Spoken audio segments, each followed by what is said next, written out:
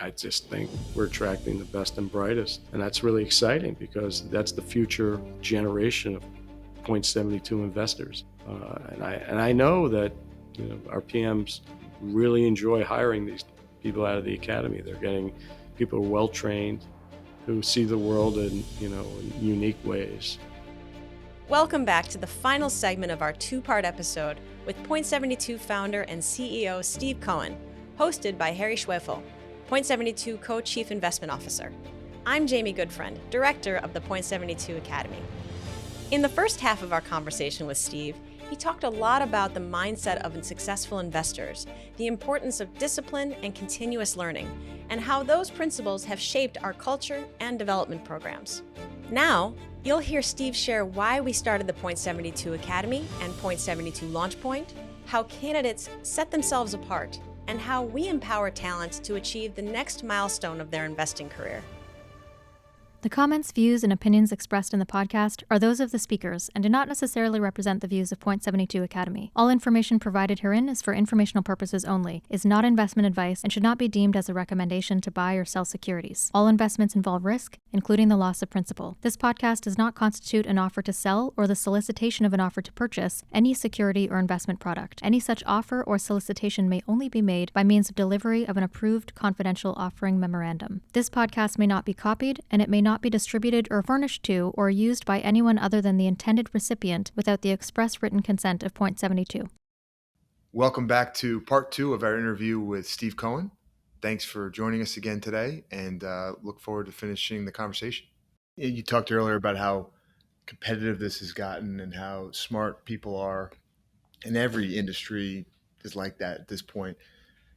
You know, what you just said, you need to develop with pattern recognition pairs really nicely with having a partner that will teach you with data and with resources and with statistics. And that's something we're very focused on, just like a ball player getting a full rundown of what they're good at and what they should do more of, what they should do less at. Same is true for analysts and portfolio managers these days. Yeah, listen, you want to know that the decisions that you've made are actually backed up by the data that supports. Okay, yeah, you actually do this well. So otherwise, you have selective memory. You remember what went well and forgot about the things that didn't go well. So it's always good to have data to support it. And obviously, that's what we do. We collect a lot of data at Point 72 to support our people and how they think about things. And so that, hey, this is what you do well. This is what you don't do as well. You need to work on. You can certainly improve in all that stuff. It's good to know that. It's good to know that, an accurate reflection of how you're doing. And to that point about the data, we saw early on, not just with analysts, but also with portfolio managers, how important preparation and laying the foundation for future success is. And you started Point 72 Launch Point with that in mind. And today we've got over 2/3 of our investment professionals in the PM seat having developed internally. What's your philosophy there, and why did you start that? Yeah, listen, I've always believed that, we want our people within the firm to, if they want to progress to the next level in their career, we want to help them get there. And that's my commitment to them. Okay. And that's why we developed this program. And our next great PMs have come out of this program. And so our goal is to teach them the things they need to know. There's a lot of, things about risk and portfolio construction and all sorts of data that we're always providing to help them think about becoming you're an analyst. If you're an analyst, you want to stay an analyst. We love that. If you're an analyst and want to be a PM at some point, we want to support that. Now, we're going to be honest with you. If we don't think you're ready, we'll tell you. We're not going to put people into programs and we don't want them to hurt their career by moving too fast, and so we're going to be brutally honest with people. The other thing is that, if people are ready, we want to support them in that. And we want to be there to help people accomplish their goals. And if what you want to be a PM, and maybe one day you're a PM, and then one day you want to start your own firm. Okay, well, that's great. Okay, we want to celebrate that too. Okay, and we want you to accomplish what you set the goals, and we'll help you get there. Just the other day, you were talking about how we're going to have this offsite with our analysts, and that you wanted to dedicate a portion of it, a segment to just talking about mistakes and just trying to air mistakes so people can learn from them without having to make them. Right. When I was 25, 28, listen, you're young, right? So there are things you know and things you don't know. And, over time you learn those things, whether at the firm, whether in life, that's part of the maturation process. And we understand that, right? And, we have a pretty good track record of, I think, helping people improve their processes, improve how they think, um, support them in their goals that they want to accomplish. I mean, I feel really strongly this is a culture, of entrepreneurialism, of actualizing who they are, who our people are, and where they want to go. Um, I think it's a special place. We're always learning. We're always humble, right? I mean, I was brought up to be humble. I come from 8 kids, and my family, and my dad didn't like a braggart, so I always approach the world and sort of, being grateful for, being for the life I live and the opportunities I've been presented, and hopefully impart that on other people. And I think it's a nice way to be. That's awesome. Um, Talking a little bit more just about you and your day to day, you've added the Mets to everything else that you have going on in your professional and personal life. Can you just talk a little bit about what a typical day looks like? I think people would find that really interesting. Yeah. Well, I mean, I've got a lot going on. Okay. And so, I mean, typically, I'm at the desk, usually show up around 8 o'clock and doing research. Obviously I'm looking at ideas, talking to uh, my PMs and analysts, trying to figure out, what's moving the markets today, where I think the markets are going to go, and sort of what names I think are going to matter, what stocks are going to matter, and but so that's sort of the investing side.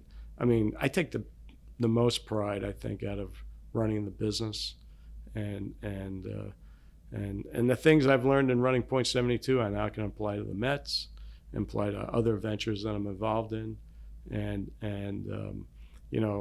I mean, over time, I feel I've broadened my skill sets, and so and how I define myself, how I relate to my kids, right? How I is how I relate to the people in this firm actually carries over to my relationships outside the firm, whether my family or friends or whatever it is.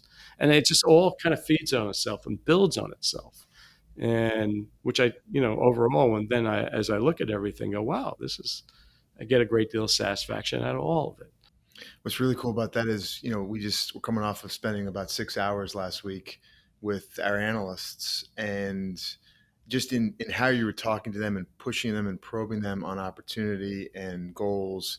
A lot of what you've been doing and just talked about, where you were pushing yourself outside your comfort zone, was coming up in those conversations with new, fresh examples of how you're doing it, which I think you could see in the rooms, just provoking that drive and that risk appetite with the analysts at the firm. So it's pretty cool.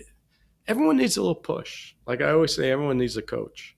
I mean, the best golfers in the world have a coach. Like, you can't possibly know or sometimes you need someone to observe and say, you need to do that better. Have you thought of this? So to be a little bit provocative, just open their eyes, to what's possible. And maybe they haven't thought about it, and maybe they start to think about it. And from that comes a change or an improvement that enhances, what they do and who they are. Yeah. Yeah. These are really intimate provocations that push the bounds of what people can achieve. So it's awesome. Thought that we would close out by coming back around to just specifically Point 72 Academy, starting with just how's it going? Your take on how it is a decade into this. I mean, I just think we're attracting the best and brightest, around the world. And that's really exciting because that's the future, next great generation of Point 72 investors that we're trying to develop.